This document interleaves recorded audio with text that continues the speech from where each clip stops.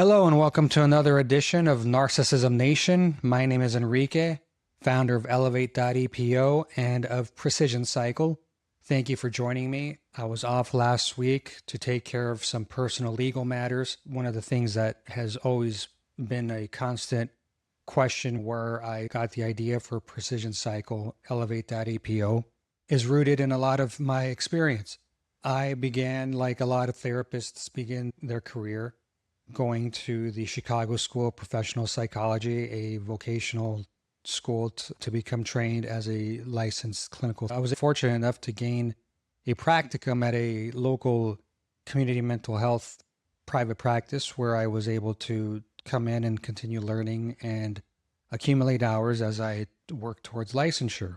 Along with that, I also worked at a residential treatment center at a local mental health hospital that ran residential houses for eating disorder patients in Pasadena and Arcadia. I had a great opportunity to work with some great people, work with some patients that really needed a lot of help with their mental health struggles, particularly with eating disorders, and in private practice with a lot of people who had borderline personalities, people struggling with a lot of issues with regards to depression, anxiety, things of that nature. Training that I got was really helpful. Last year, however, I ran into some issues with the residential treatment center. Essentially what happened was that on October 26, 2024, I sent an email to a manager of the dietary department there, essentially saying that one of the dietitians on staff was committing Medi-Cal fraud. One of the things that they were doing was sending people out on outings, as is usually done in these treatment centers, exposure therapy, things of that nature. One of the things that was happening was that there wasn't a consistent way of reporting that oftentimes. And this particular time, one of my patients with a borderline personality disorder became very agitated because we couldn't find the paperwork associated with her outing. She became disrespectful to both myself and the staff nurse. That subsequently led to me sending an email to the head of dietary services, essentially saying that this dietitian was sending people out on outings without proper documentation, making decisions without insight from the full treatment team. And that was something that was brought up in a treatment team as a major concern that was happening at residential treatment center. So that was on October 26th, 2024. On October 30th, 2024, roughly 4 days later, I received word that someone had filed a grievance against me for a group therapy session. This same patient who became irate, and I had sent that email about, questioning the dietitian's decision to unilaterally send them out on an outing and not properly report it, was essentially having a psychotic break in real time. And I was in an attempt to reality test per Jacques Lacan and Peter Fanage and Otto Kernberg, who generally state that with borderline personalities, one of the most important things you could do is a reality test.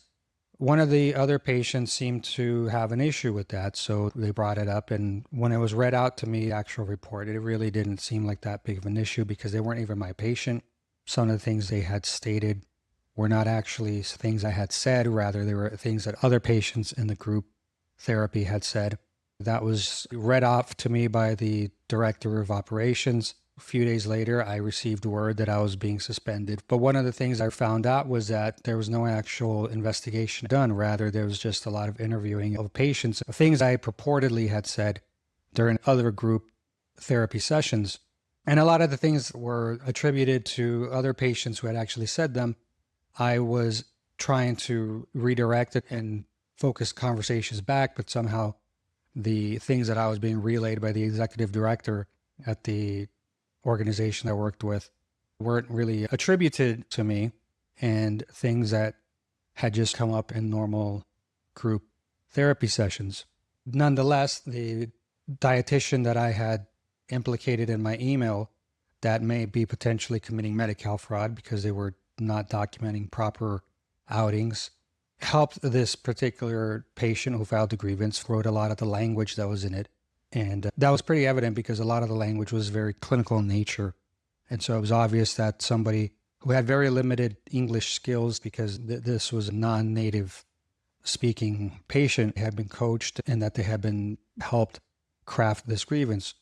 Regardless, that actual grievance and the investigation and the ability to challenge it was never presented to me. A few days later, they decided to terminate me. And this was my first entry into the understanding that in clinical work, especially in licensed clinical work, one of the main things that they're not looking for is people who are actually trying to challenge mental disorder and help people get better, even though all of my cases had always come back very positive, quantitatively had always shown very improved outcomes from when people came in to when they left.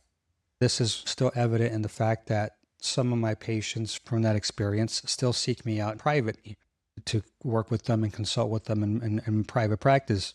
Be that as it may, I was never really afforded the full opportunity to challenge any of these claims, and the company decided to terminate my employment there. Now I've been able to, through time, recognize a lot of the things that were going on. And one of the things that I realized was that it was a retaliation because of proximal timing, right? Email had been sent on the 26th. On the 30th, I was being suspended. And then by the 2nd or the 8th of November, I was already being terminated. That precipitated me having to reach out to lawyers and go through that process because I was rightfully thinking that I was wrongfully terminated. And while I was able to talk to some lawyers and have them give me their input, a lot of them wouldn't necessarily touch the case because they didn't fall into the rubric that a lot of them use, the algorithm that they use to evaluate their cases. There wasn't any real sort of issues with regards to overtime claims or meal penalties or things like that, because I had always been good about minding what times I clocked in and out. A lot of lawyers would sit and talk about how I did have a case, but they weren't interested in representing me. So that ultimately led to me deciding that if I was going to seek out any justice, I was going to have to utilize my skills and knowledge to do it myself. In July, I decided to file the claim pro se in California court, and that's currently what I'm engaged in many ways, being the type of person who is now literally the David versus Goliath going up against a multi-billion-dollar company on my own. They have fancy lawyers who specialize in employment law who are now trying to do gamesmanship with me. So send me emails about how they would like to have briefs, all kinds of other responses to their questions in a couple days deadline. When I filed this lawsuit, a lot of the people involved in the lawsuit actually did a lot of active evading of being served. I know that for a fact because I have process servers who have on the record claimed that staff at some of these residential treatment centers, when they went to go serve my bosses there, the clinical director and a clinical supervisor, were told lies about how they never show up to these places. That's all documented on the forms that the process servers have provided to the court.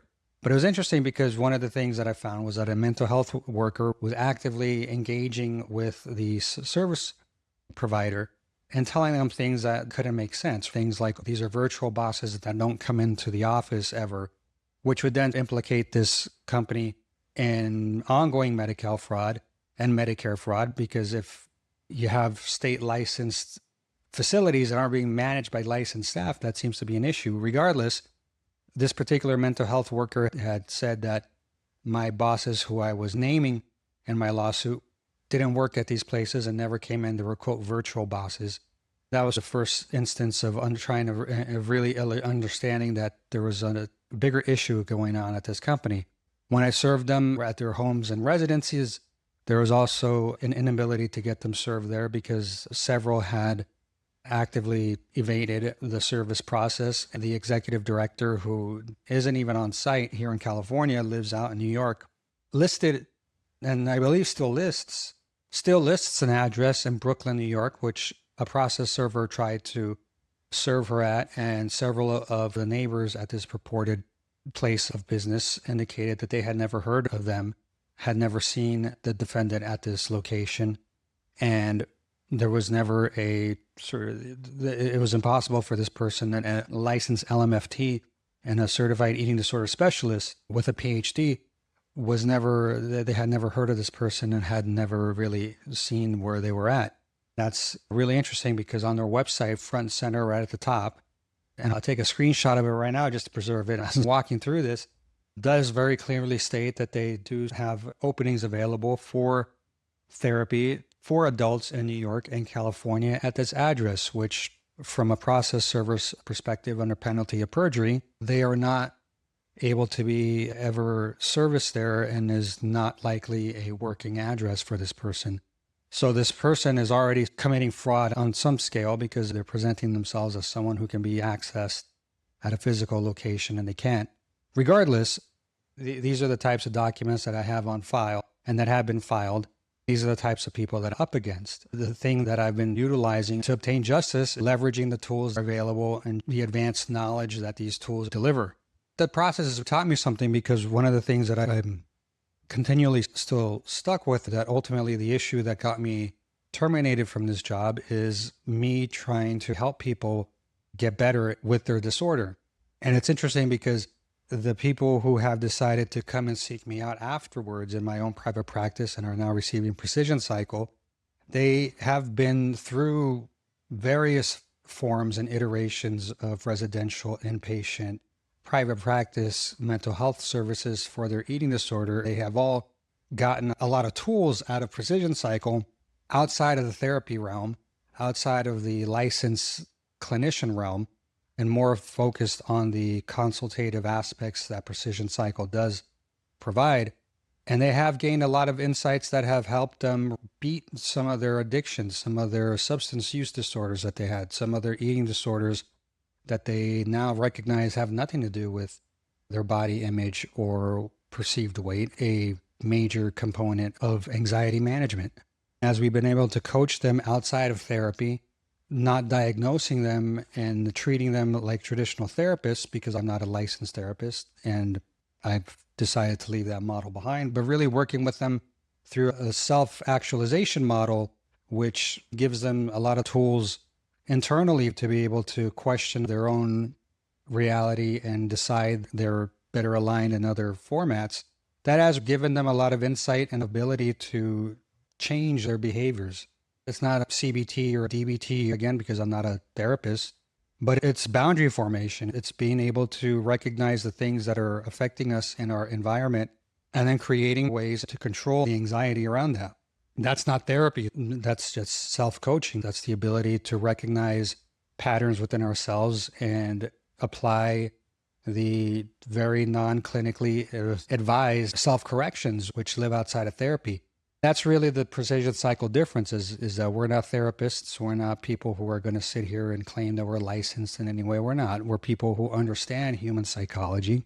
We're people that understand how organisms and humans essentially think, and my ability to understand patterns and from my previous business experience, understand personas and really dial down segmentation has given us the opportunity to apply a lot of the best practices that Fortune 500 companies use. Real data, real analytics, real time insight that helps us recorrect and create our own self scripts, which are then able to help us get out of these loops that we're in.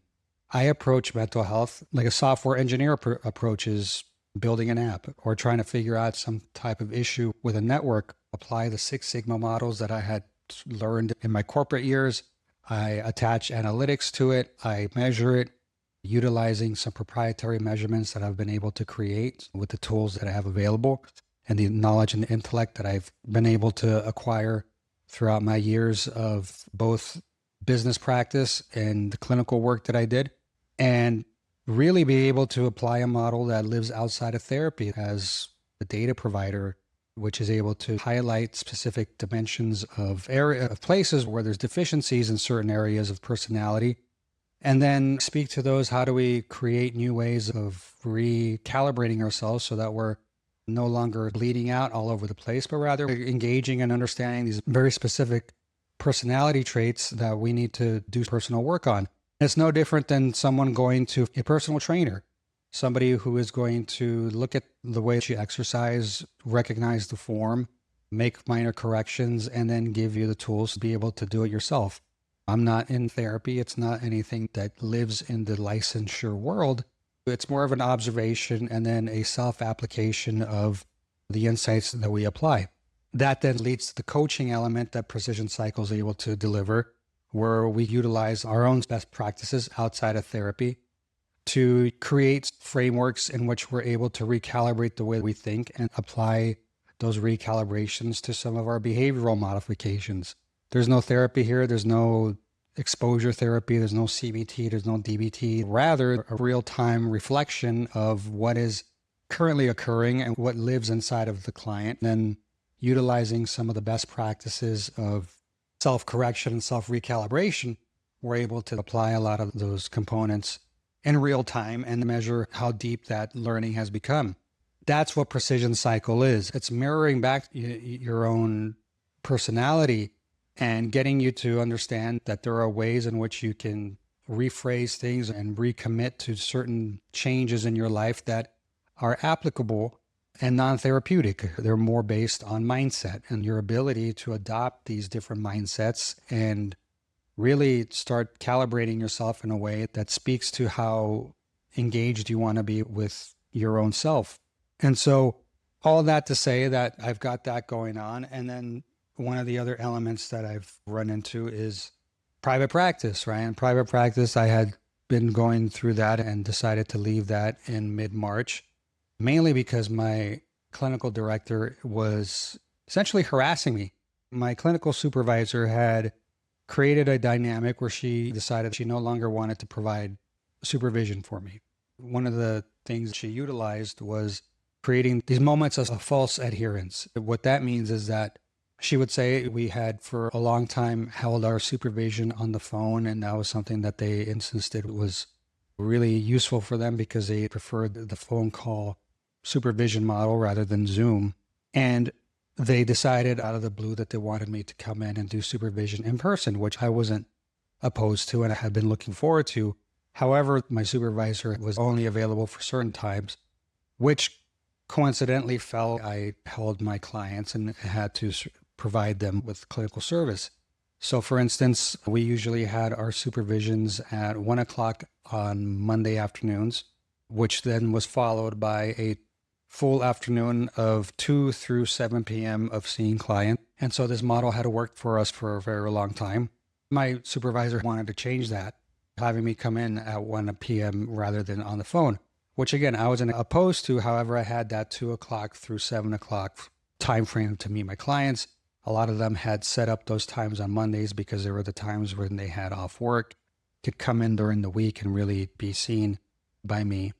And it would have been difficult for me to start moving those times around because people had already committed to them. And these were people who had themselves asked for those specific times. When I pushed back and I said I couldn't make the 1 o'clock, if we could do it earlier in the day, that'd be great. They said, yeah, absolutely. You could come in at 7:30 in the morning, which is rather drastic. They said, yes, you could come in, you could do it at 6 in the morning. Which for me was rather drastic. That's not necessarily normal business hours. Having to come in at 6 in the morning, drive out to Arcadia from Eagle Rock, California to have a supervision. I had pushed back on that. And they said, then if that time doesn't work for you on Mondays, we could do Mondays at 2:45, which again would not leave me any time to see my clients. This began to really become evident what was going on. And what I saw was that it was an active attempt to get me to quit my work. What stood out was once I had established that they were operating in bad faith, my clinical director was essentially harassing me by text, sending me text after text. I had established with my clinical director that I was going to meet with her at a certain date and time, and they kept trying to blow up my phone, trying to get me to speak with them when I had clearly already stated when I was available. That pushed me towards seeing that something was wrong. What I ultimately came to see was that they had a lot of issues with me having clients that had sought me out because they liked the way I had worked with them in eating disorder treatment and had found a lot of effective ways to manage and cope with their disorder, ways they had not been able to gain from the seasoned LMFTs at the company where I was before. My style was resonating with them, getting results, and they were seeking me out. This was something that my supervisor, for whatever reason, wasn't really happy with. Neither was my clinical director at this community-based nonprofit private practice. Regardless, I was forced to constructive discharge here because the conditions under which I was working were extremely difficult to maintain. And as I subsequently found out, I have legally obtained transcripts from former clients about this.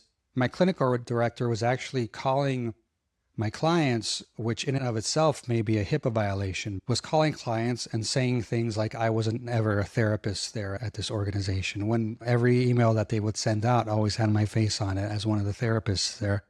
They would also tell my former clients I was dangerous, that I was, for whatever reason, that they shouldn't reach out to me or talk to me. This is defamation per se in California. One of the things I'm looking into now is challenging that through the courts.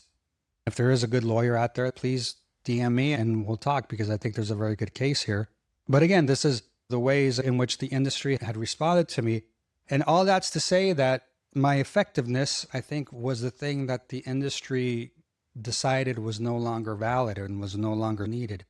And that really got me to understand that the therapy industrial complex is one in which they don't want people to get better. And I know that's really a controversial thing to say, and it might come off, oh, he's just upset about all these things that he went through. These are all real true things. You'll notice no one has ever come out and said and like told me that I'm defaming them or speaking out of turn. On the contrary, everyone seems to always not respond when I hit back with an allegation that they were not being genuine in their attempt to supervise me or be honest actors in my development and training, to the point where we've seen where the company that I sued actively committing perjury and really defaming me. I have people who still talk to me through this organization saying there are stories about me that are obviously lies. And it's interesting how they've decided to paint me as someone who is dangerous, when all I did was challenge systems that I saw weren't working patients and weren't working for clients. Challenge organizations and really try to get insights into why I was being mistreated when patients were coming and seeking me out and wanting to verbalize that I really helped them and wanted to continue working with me. I didn't understand what was happening there. And what I've come to find out is therapy is an industry that is mainly meant to service therapists. It's not really meant to help people heal. And that's the thing that really has changed my perspective of mental health. I went to school because I thought I was going to be able to help people challenge negative thoughts and work through a lot of their challenges that made it difficult for them to operate on a day-to-day basis. I was someone who had seen depression and anxiety firsthand. I grew up with it. I grew up as a first-generation immigrant. I've seen what generational trauma has done. I've seen what intergenerational migration trauma has done to people. I'm actively looking at it as some of the people in my family that I love very much are starting to pass. And the ways in which the family has been divided are examples in the residual effects of a lot of this generational trauma. My hope was to utilize object relations theory and liberation psychology to help people gain an understanding of what was really happening internally and manage and cope in ways that the industry had not been able to really meet. But what I found was that's not something that the industry wanted. The industry wants just standard process. The industry wants us to field cognitive behavioral therapy worksheets and Dear Man worksheets to clients and just keep them busy and not really challenge them to gain any real insights, rather just have them keep spinning in their disorders that oftentimes just left them with really distorted thoughts. And when I was showing that there was actual efficacy here, that people were responding to a model that was living outside of therapy, because I didn't sit there and wait for people to reach a conclusion. I would work actively with people to get to that conclusion and then get to that next step of how do we actually change this so that we find some kind of best practice to move forward. That was something challenging and contrary to what therapy is. We're not able to code someone and cater to the DSM diagnostic. That becomes something that lives outside of a medical model that I think stifles mental health, because that medical model, that psychiatric model, and it's interesting that psychologists and therapists utilize a tool in the DSM created for psychiatrists and medical professionals who had that kind of training. Regardless, clinicians far and wide bring a lot of things back to the concepts that live in the DSM and the pathologies of in there. I didn't necessarily look at someone and see the pathology. I saw how they could recalibrate themselves to adapt and move forward in their life. That's what Precision Cycle is. It doesn't live with a diagnostic of pathology. It doesn't take your behavior and pathologize it. Rather, it looks at your behavior and theorizes that it's a response to some environmental component that you're unable to control, thus the unforeseen and uncontrollable anxiety that fuels the need to use substances, purge after a meal, or withhold your food if that happens to be the thing that you do when you get overwhelmed. And that's not therapy. That's just looking at pattern recognition again and utilizing data to recognize that you're stuck in this loop. And if we think of it differently and reframe it, we can get out of this loop. All that to say, this long rant, that Precision Cycle is born out of the fire of being rejected by therapy. Organizations who have very clearly stated that my methods and what I do is not welcome in therapy. And to that, I say, that's great, because they're right. I don't want to be a therapist. I don't want to be a licensed clinician. I don't want to be someone who's stifled and bound by the gatekeeping that occurs when licensure is involved. That's really what I've come to find out is all licensure is the ability to gain some kind of government protection as long as you play by the rules and keep applying these same methods, which ultimately don't really work and keep people cycling through the same systems. You look at the recidivism rate for a lot of people in mental health components, you're going to see a lot of the same people go through these programs, never really gain anything, and are just being managed, as opposed to people who have come to me and recognize that we have found ways to get them to rethink themselves, act differently, behave differently, and be different, and really gain qualitative insights into their lives through the quantitative aspects of the work that I do. I'm able to be very upfront about your behaviors and how they quantitatively manifest themselves and present themselves, and how this data is able to give us correlative insights into what needs to actually change. So rather than sitting there and having to clinically diagnose you and go through this rigmarole of diagnostics, we're able to just look at the things that bother you wholeheartedly and then recalibrate you in a way that lives outside of any intervention model. Because the things that we do at Precision Cycle, they're not interventions. They're just different ways of approaching problems, utilizing our natural skills and mindset to recalibrate and obtain a different outcome. Currently still involved in these lawsuits, and if people want to reach out and help me through some of these things, I'd be delighted, because I'm coming to the point where I'm about to have to challenge an arbitration agreement that's purportedly was signed in good faith, as opposed to my thinking that it was part of a onboarding that was mandatory and in many ways unconscionable. That is something that is shortly coming up. But it's also to say that the industry has really rejected me after putting in 4 or 5 years of my life trying to be someone that was going to come out and really try to help people.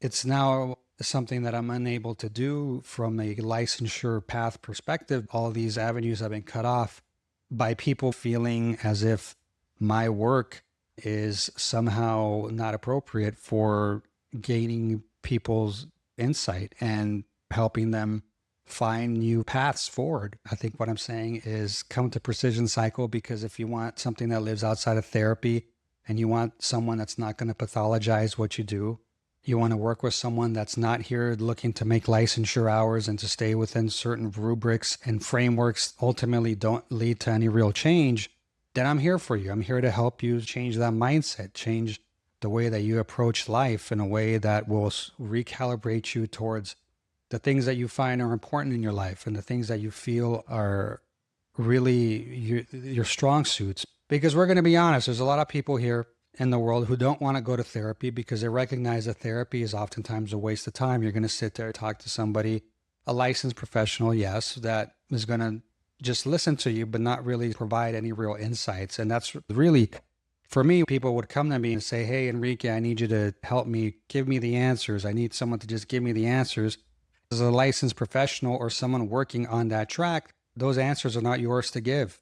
you're very actively coached and taught that the insights have to come directly from the client.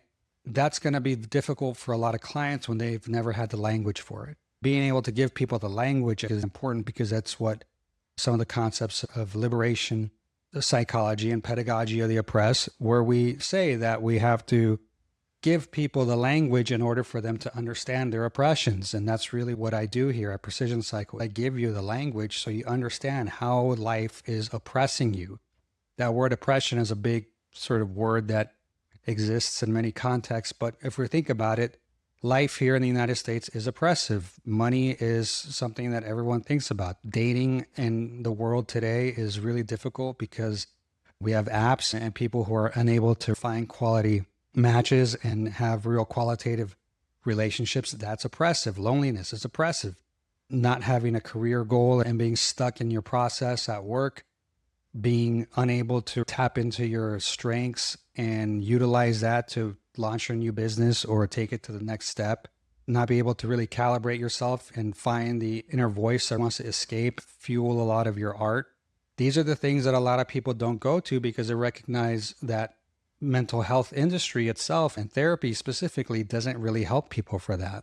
What does help is the PrecisionCycle framework, the ability to understand what are the key drivers of your own personality through our quantitative assessments, and then speaking to how do we maximize that and how do we create frameworks that will help us become that better version of ourselves. Someone that takes your skills, tells you how to recalibrate them, how to reposition them in yourself and your mindset, and then really look to move beyond whatever happens to be in your way and whatever mental block happens to be in the pathway there that's keeping you from your best life. That's what PrecisionCycle does. We're not here to give you CBT. We're not here to give you DBT, exposure therapy, all kinds of therapeutic diagnostics. We're here to work with what you have, recalibrate you, and help you utilize your strengths so that you can create those frameworks and work within them. I can only speak to my own experience. Someone that's been able to completely recalibrate himself, establish themselves in a very secure attachment style, one in which I was really being challenged by an insecure attachment style, and really speaks to my ability to just stay calibrated and reframed and not really put myself in positions where I'm overreaching, overstepping, making myself even more anxious. These are simple fixes that we can do as human beings, and they don't live in therapy. They live in our own untapped potential. If PrecisionCycle is anything, it's that. It's reaching into your own untapped potential and recognizing that you have a lot more in there that just needs to be illuminated and developed in a way that will help you be able to take those next steps. If this has resonated with you, if you feel like you can help me in my situations against some of these companies that have shown me that I'm not a therapist and that I live outside the therapy model and are very actively working to distance themselves from me because they feel as if I'm a threat to the psychodynamic CBT world, DBT world, then I welcome your emails and I welcome your inquiries and I welcome the ability to be able to work with you. If you're someone, the CEO of a company, an artist, somebody that's burnt out in your job, you're not going to go to therapy and figure any of that out. What you're going to do, be better served by someone like me who's able to show you, mirror back to you a lot of what happens to be generally coming out of your own personality, leaking out, and then helping you find ways to recalibrate it and to put it into a manageable framework that helps you move forward and become the best version of yourself. We don't do that with therapy. We do that with PrecisionCycle. We do that with understanding the very specific patterns that you illustrate. And then with precision and instruments that I've developed that can measure that precision, help you recalibrate yourself and put yourself into a position to win. If you're a person who's ready to win, if you're a person who is ready to find your own internal strength and to really utilize that and push yourself forward, then please contact me, Enrique at elevateepo.com. You can DM me at PrecisionCycle TV on Instagram, Threads, or TikTok, and of course, Narcissism Nation on YouTube. We will be back this week with another Narcissism Nation. For this particular episode, I just wanted to put out my own struggles the things that I'm working on, some of the things that I'm going through, and let you know the mindset is that people are actively defaming me and I will defend myself. Even when other people don't believe in me, I will do it myself and put myself in situations where I am hopefully looking for a righteous outcome to people who have genuinely done me wrong. People might look at this and say there's parts of the story that aren't being addressed, but they're not out here claiming things against me because they know those things aren't true. I have the receipts if people want to come and read the transcripts that I've been able to gain from people who I used to work with, who have clearly stated that my ex-clinical supervisor said things that were provably false. Then I challenge that, and I'll be more than happy to look at that.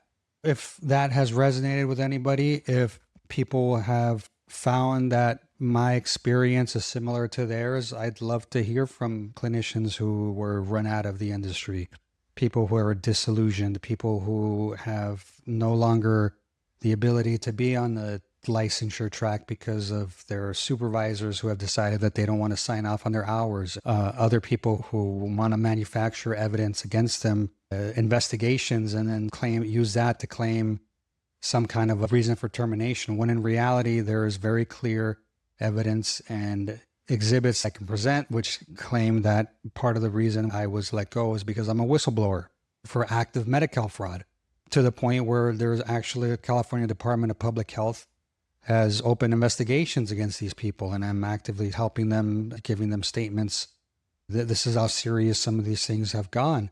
I'm not saying these things, and I'm not lying about any of the things that I've done. What I'm saying is that I've essentially been blackballed by an industry because I dared to challenge a lot of the interventions, and I dared to have the belief that people can actually heal and get better rather than just stay stuck in their same loops. Thank you very much for your time. If you're able to listen to this and stay with it, I would thank you for giving me the opportunity to present my case. If you'd like to discuss it further, please feel free to reach out to me, Enrique at elevateepo.com. We'll be back later this week with another episode. Thank you again. As we begin the late stages of summer, I hope that you are all and have had a recalibrated summer and are getting ready to go back to school, work, whatever you need to do. If you want to do it, having the support that is available that I'm able to provide, please feel free to reach out. Thank you very much for your time. And I look forward to hearing from you soon if you decide that PrecisionCycle is right for you.